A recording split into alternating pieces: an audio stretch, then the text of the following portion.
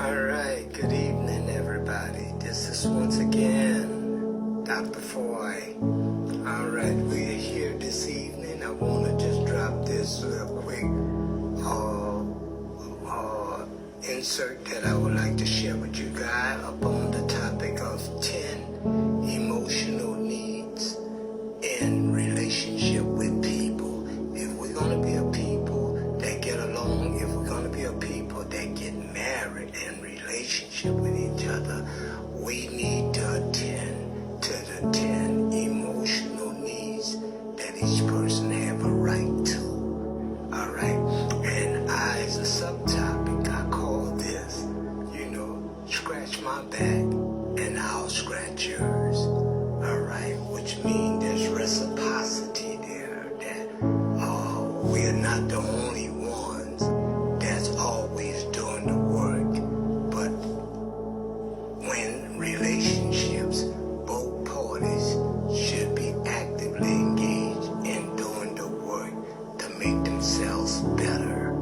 And one of the ways to do this is to attend to the 10 emotional needs that each of us, according to science, we have need of.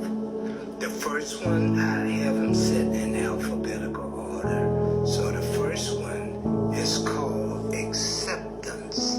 Acceptance. And what we mean by acceptance, it is a psychology that is a person's expression of approval or agreement to the reality of a situation, recognizing a process or condition of a negative or uncomfortable situation that is the fait accompli, which simply means a thing accomplished and presumably irreversible without attempting to change it. Is irreversible without attempting to change it or protest it. Also, acceptance means also to receive another willingly and unconditionally when the other's behavior has been imperfect. And then the final definition I have on here is it is a willingness to receive someone in spite of what you know about the person's offenses and deficiencies. In other words, all of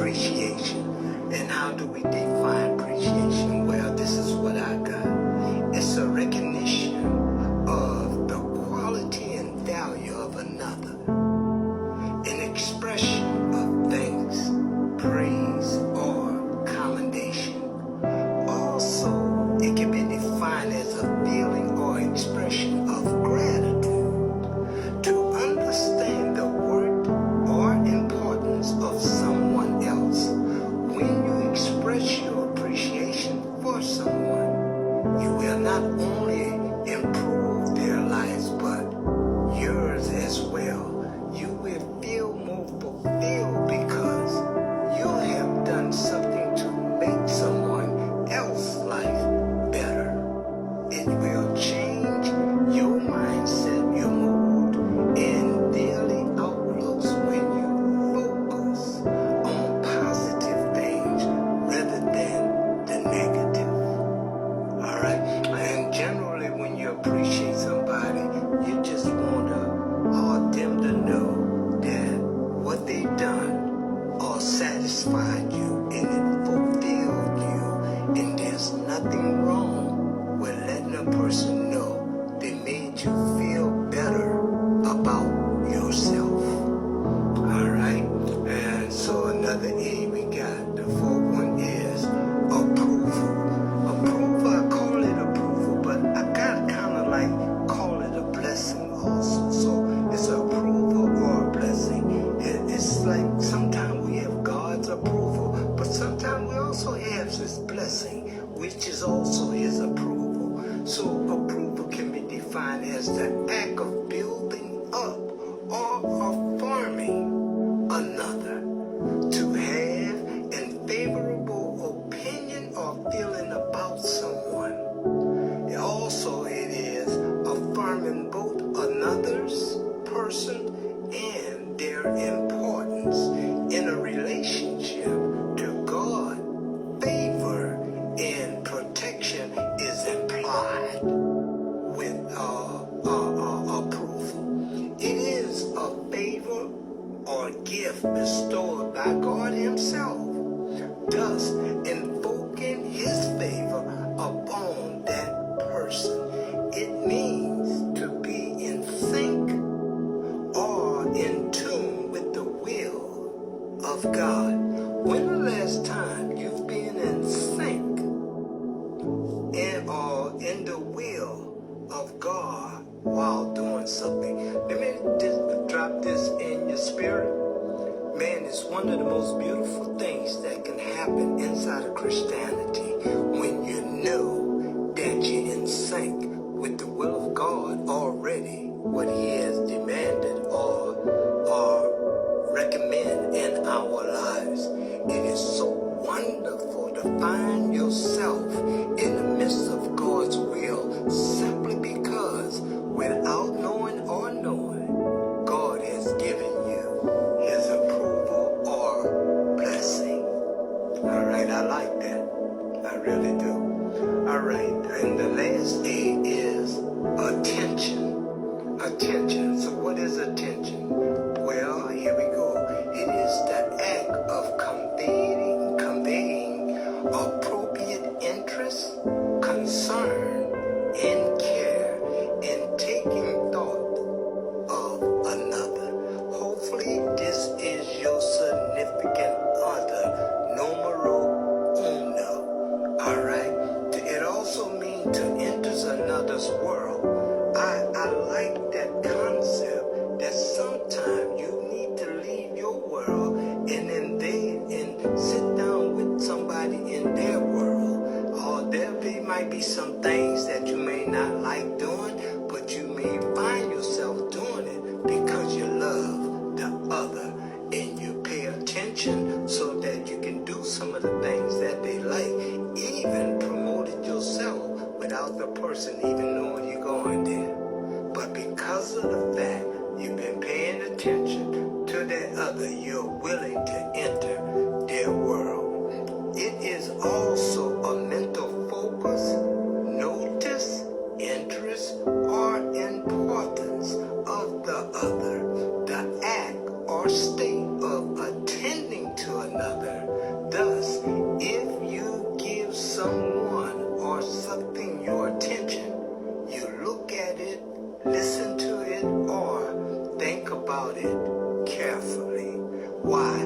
Because that person has your attention because they have your love. And these are some of the conditions that we need, emotional care that we need in our life. And if you don't need it, then no, possibly the person that you're connected to does. All right? And these are some of the things that should always be actively in your relationship with your significant other. Here go one, the word comfort. The word comfort, a state of physical ease and freedom from pain or constraint. It is responding to the hurt or pain of another with words, feelings, or with the touch. There we go with that again. It is the process of providing relief from pain, anxiety, or even grief of another. The pleasant and satisfying feeling of being physically or mentally free from pain and suffering. Thus, the term comfort should be considered as a noun, that is, a state of being or feeling that people experience alone. Animals can have and don't have that. They may act with comfort. Animals do that, and because if one of the youngins needs some milk, the mother is gonna make sure they get it. But when we come down to people, it talks about with intentionality, providing acts of comfort, especially for your significant other. I watch a commercial on TV where a guy in the bed with his wife in the bed, and he said, honey, and she immediately thought he's trying to get some sex or something.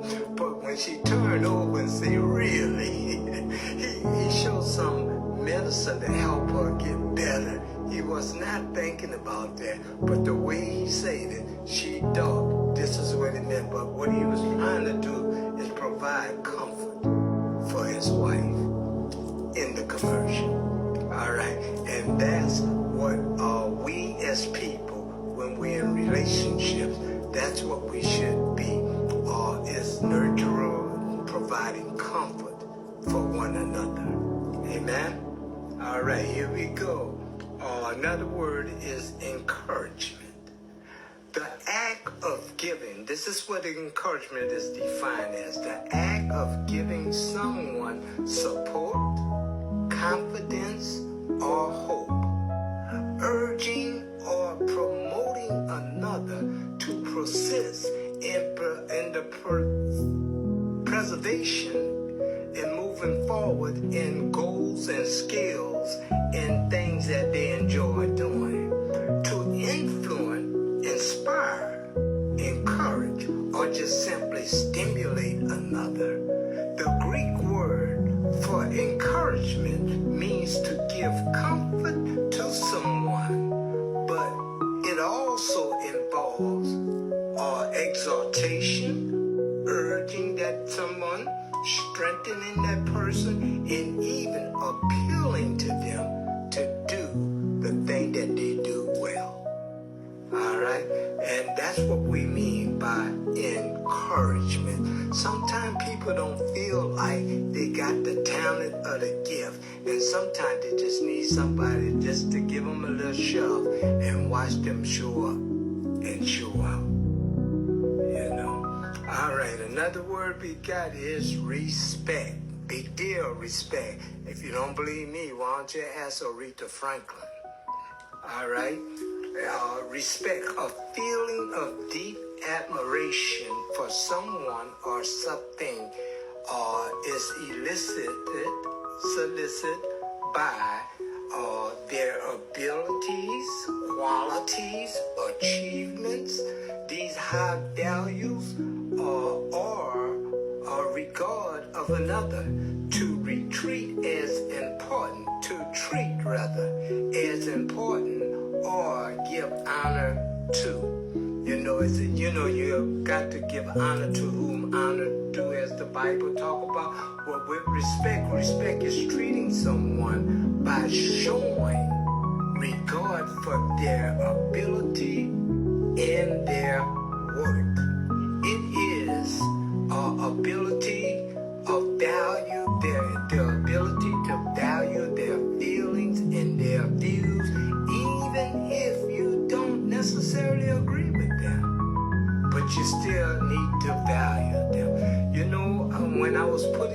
this together, I thought about my wife and our relationship, and I realized what she's been telling me all the time in reading this. You can't disvalidate how somebody feel or think. And I got to processing that thing. And so to do otherwise is not to give the person their due respect. And so if you're not giving the person their proper due respect, then you possibly are devaluing them, or at the very least, what they are